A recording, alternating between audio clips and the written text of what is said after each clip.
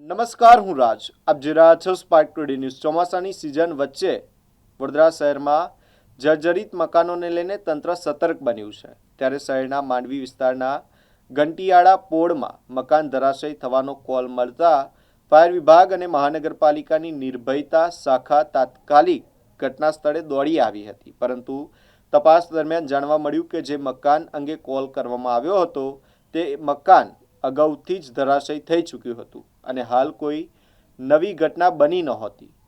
Ward office 14ના engineer વિભાગના અધિકારી મોલેશ ચૌહાણે જણાવ્યું હતું કે કોલ મળતા જ ટીમ સ્થળ પર પહોંચી હતી, પરંતુ તપાસમાં મકાન અગાઉથી જ ધરાશયી હોવાનું જાણવા મળ્યું હતું. તંત્ર દ્વારા હવે ખોટી માહિતી આપનાર અથવા કોલ કરનાર વ્યક્તિની ઓળખ કરી જરૂરી કાર્યવાહી હાથ ધરવામાં આવશે. ચોમાસા દરમિયાન જર્જરિત મકાનોને લઈને તંત્ર દ્વારા સતત મોનિટરિંગ અને સુરક્ષાની કામગીરી હાથ ધરવામાં આવી રહી છે.